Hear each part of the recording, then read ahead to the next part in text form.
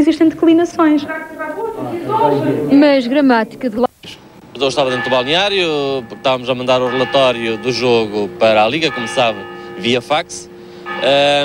O Bruno Paixão estava a limpar-se porque tinha vindo tomar banho para se vestir.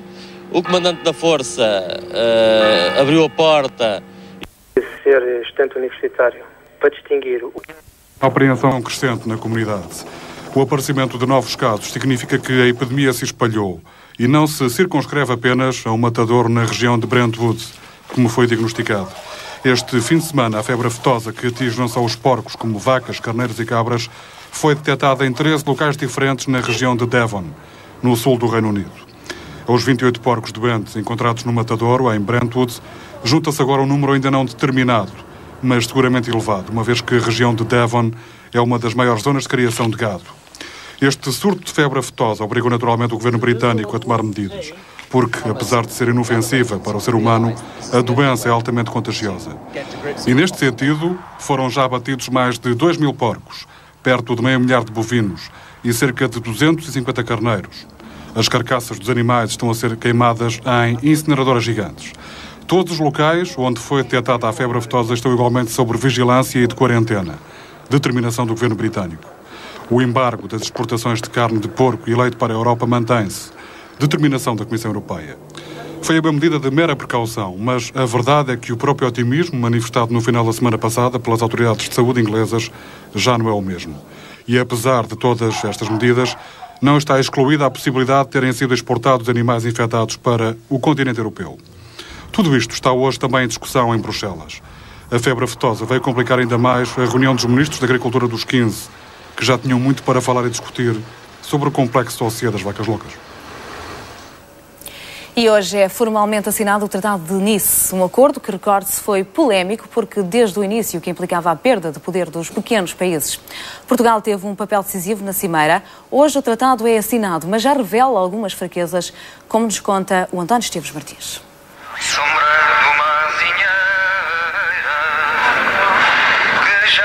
Não se poderão ouvir esta tarde nas ruas de Nice, como em dezembro do ano passado, os acordes de Grândola Vila Morena.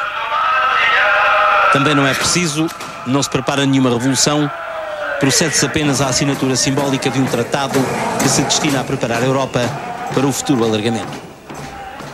Crise não vai haver. Todos, entretanto, se conformaram para dizer sim a este menor denominador comum que se chama o Tratado de Nice. Desde dezembro, 2 meses se passaram, tempo mais do que suficiente para mostrar as insuficiências de uma Europa à procura de um rumo e até, ou por que não, de um projeto. As saudades do tempo de François Mitterrand, Jacques Delors e Helmut Kohl são muitas, mas de nada serve olhar para trás. A política de segurança e defesa comum sofreu recentemente um rombo quando a Grã-Bretanha, sem avisar ou consultar os seus parceiros europeus, decidiu juntar-se aos Estados Unidos para bombardear Bagdade. O euro, a futura moeda europeia, sofre todos os dias para se aguentar nas diferentes praças financeiras mundiais em níveis aceitáveis. E como se isto não bastasse, o consumidor europeu apercebe-se que a tão dispendiosa política agrícola comum não lhe garante sequer a mínima segurança alimentar. E a mesma crise das vacas loucas traz para as ruas de Bruxelas os agricultores que, entre protestos e violência urbana, mostram assim a sua insatisfação. O que se passa hoje aqui em Bruxelas, as escassas horas da assinatura do Tratado de Nice, nada tem a ver com esse documento, mas traduz sim um certo mal-estar e um distanciamento da população europeia em relação às instituições comunitárias. Quer sejam eles agricultores ou consumidores, não sentem que a Europa, que é deles, esteja a protegê-los e, de certo modo, seja uma garantia para todos no futuro.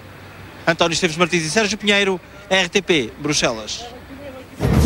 Dinheiro, droga e heroína pura, tudo apreendido pela PSP de Bragança.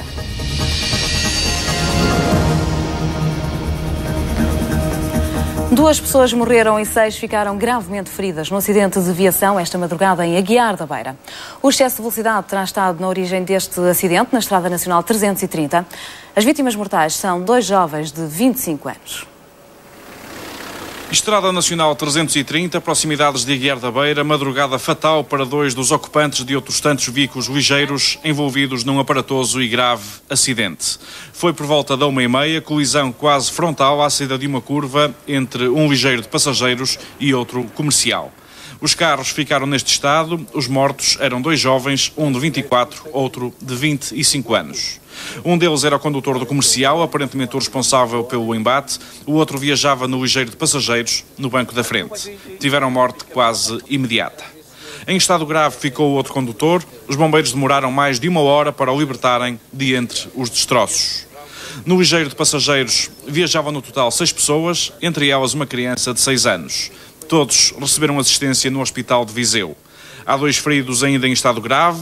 Um encontra-se nos cuidados intensivos, outro foi transferido para Coimbra. Os restantes 4 estão livres de perigo. Os sinistrados eram todos do concelho de Aguiar da Beira, ainda que alguns com residência na Suíça. E ontem houve mais um choque em cadeia na segunda circular em Lisboa. O acidente envolveu 3 autocarros que transportavam adeptos do Benfica e 3 viaturas ligeiras. 3 pessoas ficaram feridas. Elas tiveram mesmo que ser desencarceradas do interior dos automóveis. Um trabalho feito pelos bombeiros. Os autocarros envolvidos no acidente faziam a viagem de regresso a Coimbra depois do Jogo da Luz. Este fim de semana de Carnaval está a revelar-se trágico nas estradas portuguesas. Desde sexta-feira, as brigadas de trânsito da GNR já registaram perto de 900 acidentes. Deles resultaram 16 mortos, mais de 60 feridos graves e mais de 300 feridos ligeiros. A PSP de Bragança efetuou a maior apreensão de droga na região. Os agentes encontraram heroína pura, a suficiente para mais de 1000 doses individuais. A PSP encontrou ainda dinheiro, ouro e material supostamente utilizado no tráfico. Foi a maior apreensão de sempre realizada pelo comando da PSP de Bragança. 89 gramas de heroína pura, o suficiente para 1068 doses. A polícia apreendeu ainda 120 mil escudos em dinheiro, 50 gramas de ouro, alegadamente provenientes do negócio ilícito, e objetos relacionados com o tráfico de estupefacientes. A operação decorreu na passada sexta-feira numa busca domiciliária, depois de 2 semanas de investigação da Brigada Anticrime a um casal indiciado com o tráfico de droga. Trata-se de um casal que vinha sendo alvo das atenções da polícia. Era referenciado como traficante de droga e há vários meses que vinha sendo observado, inclusive já tinha sido detido e cumprido pena de prisão por o mesmo crime, por o mesmo delito. Desta vez tivemos sorte, em consequência de um mandado de busca, foram apreendidos 1068 doses de droga, algum dinheiro e telemóveis, material relacionado com o tráfico de droga. O casal alegadamente envolvido no tráfico já foi ouvido no Tribunal de Bragança, que ordenou a sua prisão preventiva. A operação coroada de êxito vem na sequência da intensificação do combate ao tráfico levado a cabo pela PSP de Bragança. Na última semana, esta força policial fez mais 3 detenções a indivíduos relacionados com o negócio ilícito e com o crime de receptação. E em Cabo Verde está instalada a polémica, a confusão também. Ainda falta contar perto de 500 votos, mas as 2 candidaturas reclamam a vitória. O certo é que ainda não se sabe quem vai ser o novo presidente, se Pedro Pires, se Carlos Veiga. Contrariamente ao que aconteceu na primeira volta, não se registaram de imediato manifestações de vitória por parte dos apoiantes de ambos os candidatos. Desta vez, registrou-se uma grande contenção aliada à expectativa de resultado, sabendo que quer Pedro Pires, quer Carlos Veiga registavam percentagens muito próximas uma da outra. Cerca de meia-noite, enquanto a candidatura de Carlos Veiga mantinha o silêncio, os apoiantes de Pedro Pires chamaram a si a vitória do seu candidato, manifestando-se nas ruas da capital. O presidente da Câmara Municipal da Praia, Felisberto Vieira, anunciou a eleição do comandante Pedro Pires, afirmando que os dados em seu poder confirmavam a vitória de Pedro Pires e eram irreversíveis. Poucos momentos depois, elementos da candidatura de Carlos Veiga rejeitavam os resultados, invocando os dados da Direção de Serviços de Apoio ao Processo Eleitoral, que continuavam a mostrar uma vantagem de Carlos Veiga sobre o seu opositor. Mais tarde, seria o próprio Carlos Veiga a convocar a imprensa para anunciar que não aceitava outro resultado que não fosse a vitória. É uma situação para confirmar agora com a jornalista Socorro Ramada, em direto de Cabo Verde. Boa tarde. A esta hora ainda não se pode mesmo dizer quem é o próximo presidente de Cabo Verde. Boa tarde, Andréa. Ainda não. Neste momento continua tudo em suspenso. A contagem dos votos que faltam apurar não foi retomada pela DSAP. A Direção dos Serviços de Apoio ao Processo Eleitoral continua, no entanto, a dar vantagem a Carlos Veiga. São informações recolhidas até às 2h30 de madrugada de hoje, em que foram suspensas os trabalhos na Direção dos Serviços de Apoio ao Processo Eleitoral. Sublinho que esses resultados são resultados das 2h30, portanto 3h30 de Lisboa. Faltam assim por apurar 979 votos relativos a 6 mesas e Carlos Veiga tem 75.576 votos, o que equivale a 50,18%. E Pedro Pires, 75.043 votos, equivalente a 49,82%. A diferença é, assim, de 533 votos a favor de Carlos Veiga, isso dados das 2h30 da madrugada de hoje. Apesar dos nossos esforços, não nos foi possível ter novos dados, mas sabemos que neste momento está a decorrer uma conferência de imprensa na Direção dos Serviços de Apoio ao Processo Eleitoral. Tudo indica que nós poderemos ainda, ao longo deste jornal, voltar a apresentar dados mais atualizados. Socorro, eu perguntava-te só nesta altura, tendo em conta que o resultado, seja ele qual for, será por uma distância mínima entre os dois candidatos, aquele que for o próximo presidente, seja ele qual for, terá uma presidência calma, legítima? Neste momento, de acordo com a tradição cabo-verdiana, espera-se que isso venha a acontecer. Mas como estamos perante uma eleição diferente, pela primeira vez os cabo-verdianos tiveram que votar várias vezes, houve eleições presidenciais para a primeira e segunda volta, há duas situações que se podem colocar. Se for Carlos Veiga o presidente eleito, ele vai ter que confrontar com um governo que não é da sua cor política, o que quer dizer que poderá ou não ter o apoio desse governo. Se for Pedro Pires, para os analistas, parece ser mais fácil a convivência entre o governo e a presidência da República. Socorro, os votos dos imigrantes, que sem dúvida alguma têm um peso substantivo nesta eleição, já são conhecidos ou ainda é cedo? Alguns votos dos imigrantes estão a ser apurados neste momento. Ainda ontem, ao fecho da direção do Serviço de Apoio ao Processo Eleitoral, estava-se a fazer a contagem dos votos da América, onde há uma grande comunidade de imigrantes cabo-verdianos. Mas sobre essas informações concretas sobre a comunidade cabo-verdiana, talvez mais tarde poderemos avançar com mais dados atualizados. André. Socorro Amado, obrigada por esta intervenção no Jornal da Tarde. O certo é que nesta altura está a decorrer uma conferência de imprensa, talvez dentro de sensivelmente uma hora já se saiba com exatidão quem é o próximo presidente de Cabo Verde. 10 anos depois de terem expulso as tropas iraquianas do Kuwait, as altas entidades norte-americanas visitaram o território. A Guerra do Golfo pôs fim à ocupação do Iraque, uma ocupação que durou 7 meses. As tropas americanas tiveram um papel decisivo neste processo. A ação ficou conhecida como Operação Tempestade no Deserto. Ontem, o secretário de Estado norte-americano visitou o país e garantiu que, enquanto o Kuwait tiver aliados como os Estados Unidos, não voltará a ser ocupado pelos iraquianos. Na Embaixada dos Estados Unidos prestou-se homenagem aos 300 soldados americanos que perderam a vida no conflito. A violência étnica na ilha indonésia de Bornéu já fez 400 mortos. São as vítimas de uma semana de confrontos entre a população da ilha e os imigrantes chegados de outra ilha, a Ilha de Madura. As autoridades indonésias já lançaram uma vasta operação para retirar os refugiados da zona de conflito. A região de Kalimantan, na parte indonésia do Bornéu, transformou-se num cenário de violência. 400 mortos é o balanço de uma semana de conflitos étnicos entre a população da ilha de Bornéu e os imigrantes chegados da ilha de Madura. Elementos das tribos Dayaks, armados de espadas e machados, pilharam casas e incendiaram estabelecimentos comerciais. Colunas de fumo são vistas em toda a cidade de Kalimantan. A situação está fora de controlo, dizem as autoridades locais. Grupos tribais decapitaram e mutilaram dezenas de colonos. O governo indonésio enviou para a ilha de Bornéu um batalhão de élite constituído por 650 soldados para tentar manter a ordem na região. 25 mil refugiados procuram abrigo em edifícios públicos. Fugindo da limpeza étnica, mais de 3.200 refugiados chegaram hoje à ilha de Java, num navio da Marinha Indonésia. Os incidentes decorrem há uma semana. Testemunhas referem que o número de mortos pode aumentar. Há muitos corpos em decomposição à beira das estradas. Milhares de imigrantes da ilha de Madura encontram-se ainda escondidos nas florestas do Bornéu.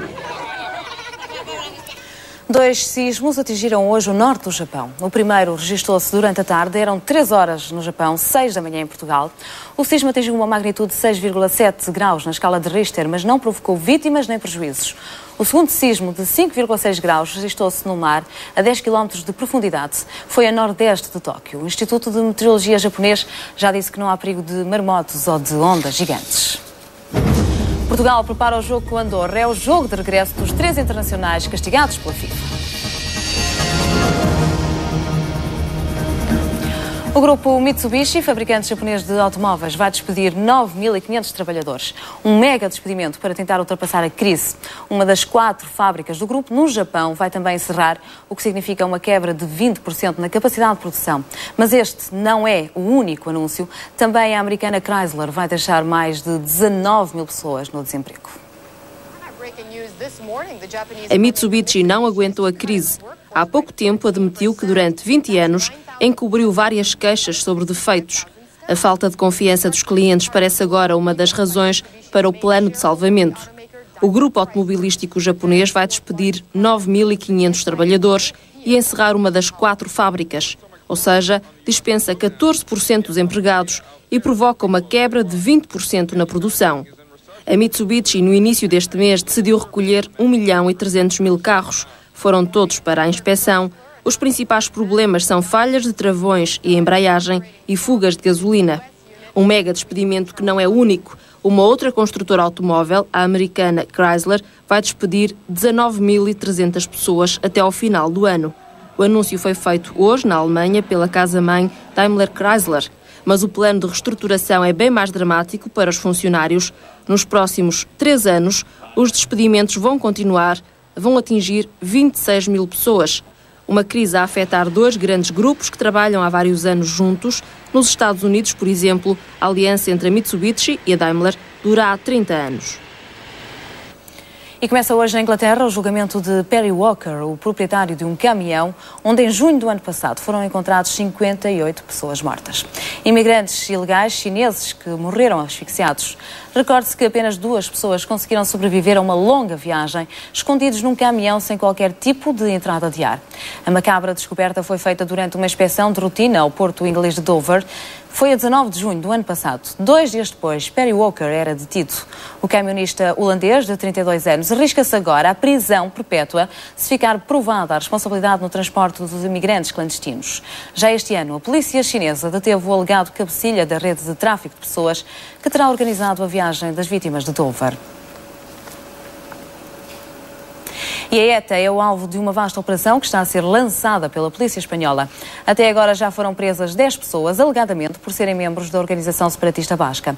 Os detidos pertenciam àquele que é considerado o comando mais importante da ETA, o comando Donostia. A este braço etarra são atribuídos vários atentados. Foi a 3ª grande operação contra a organização separatista organizada nos últimos dias.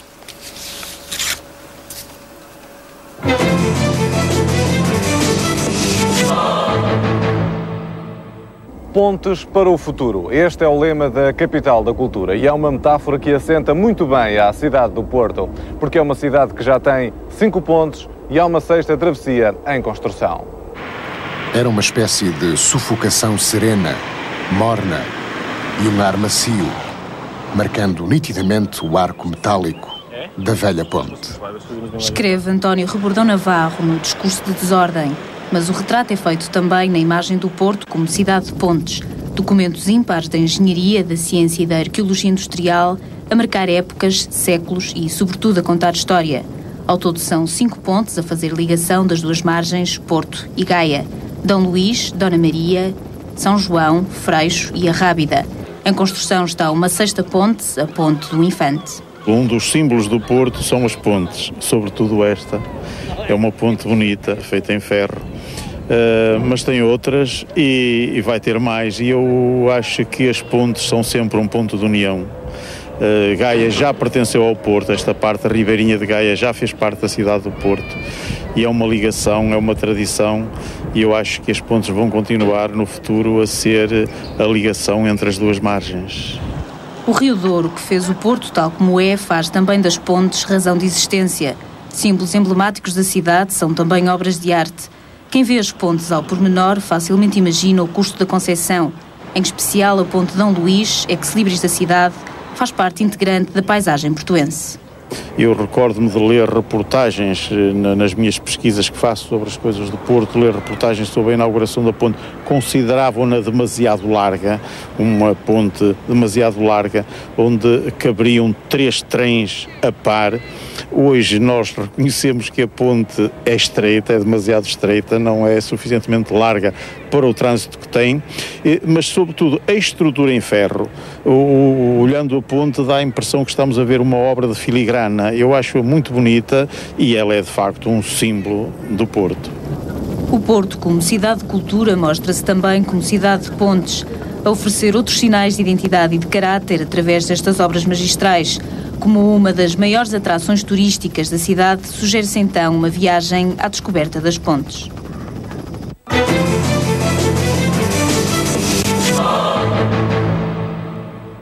Começou ontem o Fórum A Arte de se Aprender. A primeira conferência esteve a cargo do neurologista António Damasio. Ele debruçou-se sobre as emoções e os sentimentos nas artes dramáticas. Ficção e a neurociência do sentimento e da autobiografia.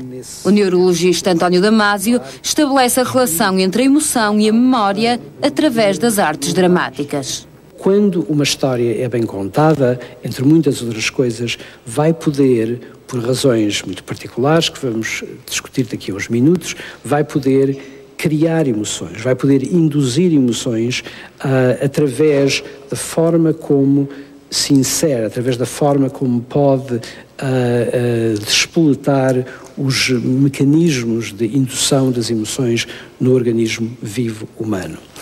Mas depois acontece qualquer coisa de muito curioso, é que no mesmo momento em que as emoções se começam a gerar, no mesmo momento em que uma emoção começa a caminhar no sentido de realizar um sentimento, as emoções vão também fazer levantar uma série de memórias que têm a ver com o nosso passado.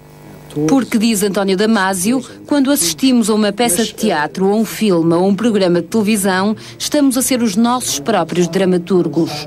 O estado emocional realiza-se no corpo. O corpo é o palco das emoções.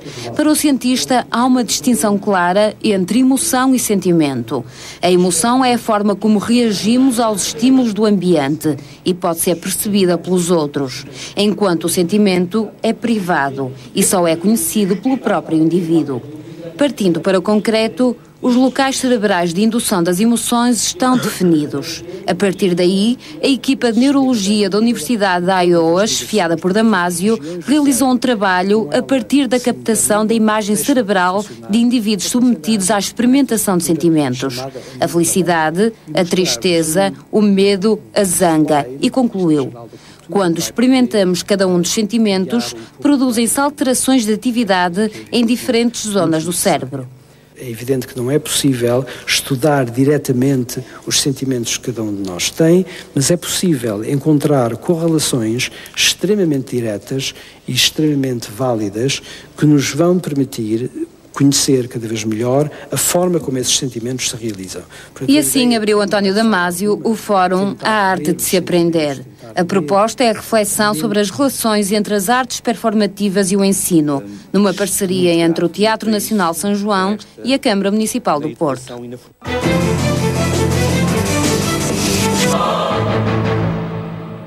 Termino com uma sugestão para esta segunda-feira de Carnaval. Esta noite no Coliseu há um baile de vampiros.